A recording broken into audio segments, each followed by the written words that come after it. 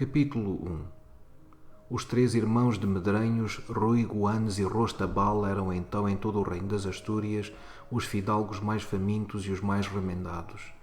Nos passos de Medranhos, a que o vento da serra levara a vidraça e telha, passavam eles as tardes desse inverno engelhados nos seus pelotes de camelão, batendo as solas rotas sobre as lajes da cozinha, diante da vasta lareira negra, onde desde muito não estalava lume nem fervia a panela de ferro. Ao escurecer devoravam uma côdea de pão negro, esfregada com alho. Depois, sem candeia através do pátio, fedendo a neve, iam dormir à estrebaria para aproveitar o calor das três éguas lazarentas que, esfaimadas como eles, roíam as traves da manjedoura. E a miséria tornara estes senhores mais bravios que lobos. Ora, na primavera, por uma silenciosa manhã de domingo, andando todos os três na mata de roquelanes a espiar pegadas de caça e a apanhar tortulhos entre os robles, enquanto as três éguas pastavam a relva 9 de abril, os irmãos de Medranhos encontraram, por trás de uma mouta de espinheiros, numa cova de rocha, um velho cofre de ferro. Como se o resguardasse uma torre segura, conservava as suas três chaves nas suas três fechaduras. Sobre a tampa, mal decifrável através da ferrugem, corria um dístico em letras árabes, e dentro, até às bordas, estava cheio de dobrões de ouro. No terror e esplendor da emoção, os três senhores ficaram mais lívidos do que sírios. Depois, mergulhando furiosamente as mãos no ouro, estalaram a rir, num riso de tão larga rajada que as folhas tenras dos olmos em roda tremiam, e de novo recuaram, bruscamente se encararam, com os olhos a flamejar, numa desconfiança tão desabrida que Goanes e Rostabal apalpavam nos cintos os cabos das grandes facas. Então Rui, que era gordo e ruivo e o mais avisado, ergueu os braços como um árbitro e começou por decidir que o tesouro, ou viesse de Deus ou do demónio, pertencia aos três, e que entre eles se repartiria rigidamente, pesando-se o ouro em balanças. Mas como poderiam carregar para Medranhos, para os cimos da serra, aquele cofre tão cheio? Nem convinha que saíssem da mata com o seu bem antes de cerrar a escuridão. Por isso, ele entendia que o mano Goanes, como mais leve, devia trotar para a vila vizinha de Retortilho, levando já ouro na bolsinha, a comprar 3 alforjes de couro, 3 maquias de cevada, 3 empadões de carne e 3 botelhas de vinho. Vinho e carne eram para eles, que não comiam desde a véspera. A cevada para as éguas, e assim refeitos, senhores e cavalgadoras, ensacariam o ouro nos alforjes e subiriam para Medranhos sob a segurança da noite sem lua. Bem tramado, gritou Rostabal, homem mais alto que um pinheiro, de longa guedelha e com uma barba que lhe caía desde os olhos raiados de sangue até à fivela do cinturão. Mas Goanes não se arredava do cofre, enrugado, desconfiado, puxando entre os dedos a pele negra do seu pescoço de grou. Por fim, brutalmente: Manos, o cofre tem 3 chaves. Eu quero fechar a minha fechadura e levar a minha chave. Também eu quero a minha, 1000 raios, rugiu logo Rostabal. Rui sorriu. De certo, a cada dono do ouro cabia uma das chaves que o guardavam, e cada um, em silêncio, agachado ante o cofre, cerrou a sua fechadura com força. Imediatamente, Goanes, desanuviado, saltou na égua, meteu pela vareda de olmos, a caminho de Retortilho, atirando aos ramos a sua cantiga costumada e dolente: Olé, olé, sale la cruz de la iglesia, vestida de negro luto. Capítulo 2. Na clareira, em frente à mouta que encobria o tesouro e que os três tinham desbastado a cutiladas, um fio de água, brotando entre rochas, caía sobre uma vasta laje encravada, onde fazia como um tanque, claro e quieto, antes de se escoar para as relvas altas. E ao lado, na sombra de uma faia, jazia um velho pilar de granito tombado e musgoso. Ali vieram sentar-se Rui e Rostabal com os seus tremendos espadões entre os joelhos. As 2 éguas tosavam a boa erva pintalgada de papoilas e botões de ouro. Pela ramaria andava um melro a assobiar. Um cheiro errante de violetas adoçava o ar luminoso, e Rostabal, olhando o sol, bocejava com fome. Então Rui, que tirara o sombreiro e lhe confiava as velhas plumas roxas, começou a considerar, na sua fala avisada e mansa, que Goanes, nessa manhã, não quisera descer com eles à mata de roquelanes, e assim era a sorte ruim, pois que se Guanes tivesse quedado em Medranhos, só eles dois teriam descoberto o cofre e só entre eles dois se dividiria o ouro. Grande pena. Tanto mais que a parte de Guanes seria em breve dissipada com rufiões aos dados pelas tavernas. Ah, Rostabal, se Guanes, passando aqui sozinho, tivesse achado este ouro, não dividia connosco, Rostabal. O outro rosnou surdamente e com furor, dando um puxão às barbas negras. Não, mil-réis, Guanes é sôfrego.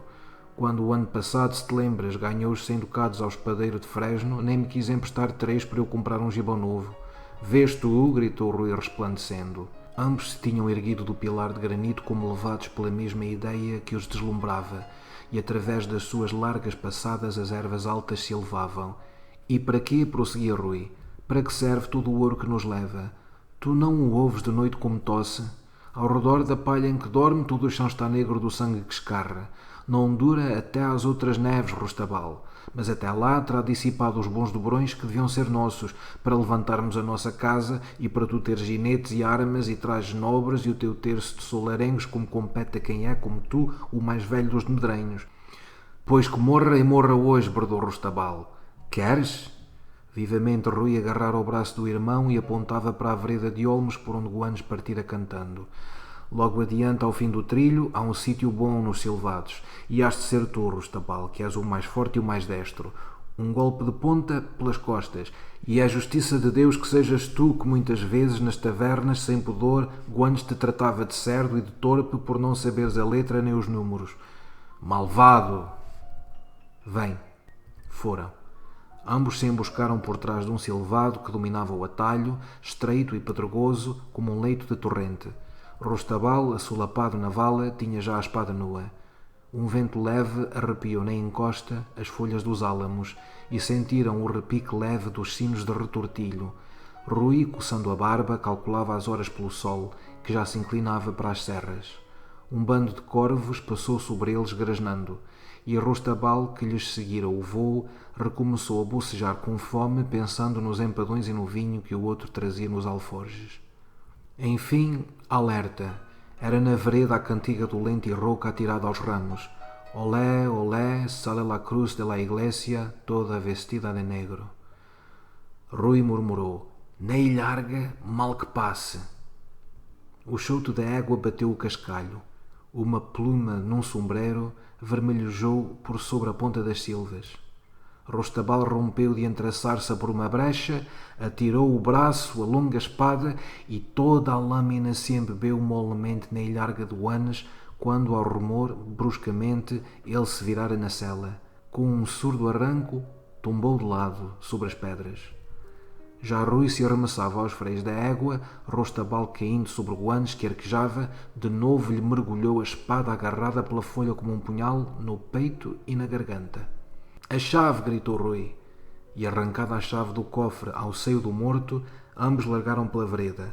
Rostabal adiante, fugindo com a pluma do sombreiro quebrada e torta, a espada ainda nua entalada sob o braço, todo encolhido, arrepiado com o sabor do sangue que lhe espirrara para a boca.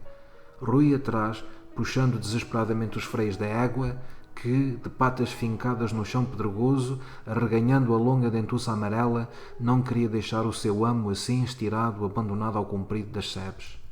Teve de lhe espicaçar as ancas lazarentas com a ponta da espada e foi correndo sobre ela de lâmina alta como se perseguisse um mouro que desembocou na clareira onde o sol já não dourava as folhas.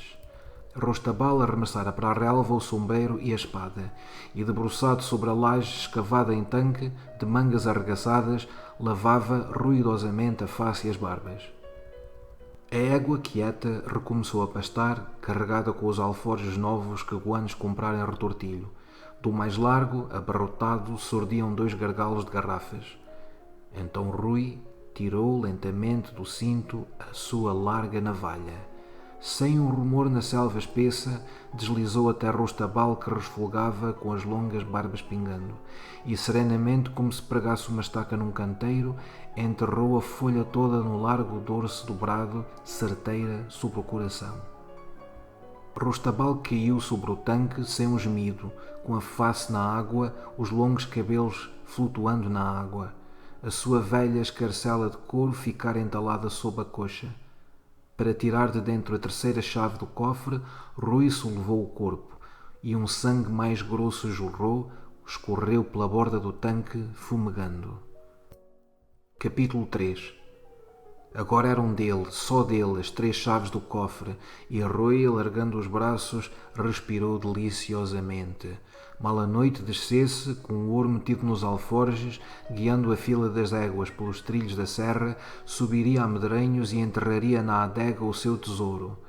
E quando ali na fonte, e além rente aos silvados, só restassem sob as neves de dezembro alguns ossos sem nome, ele seria o magnífico senhor de Medranhos, e na capela nova do solar renascido mandaria dizer missas ricas pelos seus 2 irmãos mortos. Mortos como? Como devem morrer os medranhos, a pelejar contra o turco. Abriu as 3 fechaduras e apanhou um punhado de dobrões que fez retinir sobre as pedras. Que puro ouro, de fino quilate, e era o seu ouro. Depois de examinar a capacidade dos alforjes e encontrando as 2 garrafas de vinho e um gordo capão assado, sentiu uma imensa fome. Desde a véspera só comera uma lasca de peixe seco e há quanto tempo não provava capão. Com que delícia se sentou na relva com as pernas abertas e entre elas a aveloura que rescendia e o vinho cor de âmbar. Ah, Guanes fora bom mordomo, nem esquecer azeitonas. Mas por que trouxera ele para 3 convivas só 2 garrafas? Rasgou uma asa do capão, devorava a grandes dentadas. A tarde descia, pensativa e doce, com nuvenzinhas cor-de-rosa. Para além, na vereda, um bando de corvos grasnava. As éguas fartas dormitavam com o focinho pendido e a fonte cantava, lavando o morto. Rui ergueu à luz a garrafa de vinho. Com aquela cor velha e quente não teria custado menos de 3 maravedis.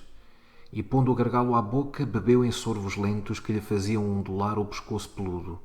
Ó vinho bendito que tão prontamente aqueceu o sangue! Atirou a garrafa vazia. Destapou outra.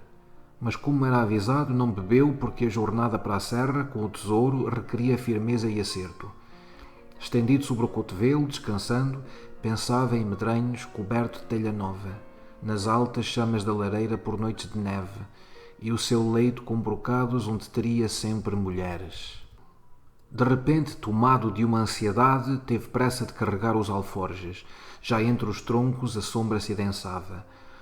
Puxou uma das éguas para junto do cofre, ergueu a tampa, tomou um punhado de ouro, mas oscilou, largando os dobrões que retilintaram no chão e levou as 2 mãos aflitas ao peito. Que é, Dom Rui? Raios de Deus! Era um lume vivo que se lhe acendera dentro, lhe subia até às goelas. Já a rasgar o gibão, atirava os passos incertos e, a arquejar, com a língua pendente, limpava as grossas bagas de um suor horrendo que o regelava como neve. Ó Virgem Mãe, outra vez o lume, mais forte que ele astrava, o roía, gritou: Socorro! Alguém! Guanes! Rostabal! Os seus braços torcidos batiam o ar desesperadamente, e a chama dentro galgava. Sentia os ossos a estalarem como os travos de uma casa em fogo. Cambaleou até à fonte para apagar aquela labareda, tropeçou sobre Rostabal e foi com o joelho fincado no morto, arranhando a rocha, que ele entre uivos procurava o fio de água que recebia entre os olhos pelos cabelos. Mas a água mais o queimava como se fosse um metal derretido. Recuou, caiu para cima da relva que arrancava aos punhados e que mordia, mordendo os dedos, para lhe sugar a frescura. Ainda se ergueu com uma baba densa a escorrer-lhe nas barbas e, de repente, esbugalhando pavorosamente os olhos, berrou como se compreendesse em fia traição todo o horror. É veneno!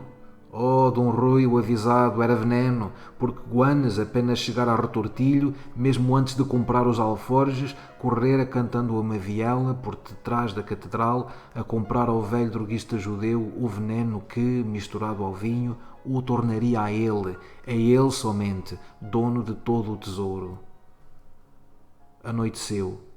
2 corvos, de entre o bando que grasnava, além nos silvados, já tinham pousado sobre o corpo de Guanes. A fonte, cantando, lavava o outro morto. Meio enterrada na erva, toda a face de Rui se tornara negra. Uma estrelinha tremeluzia no céu. O tesouro ainda lá está, na mata de Roquelanes.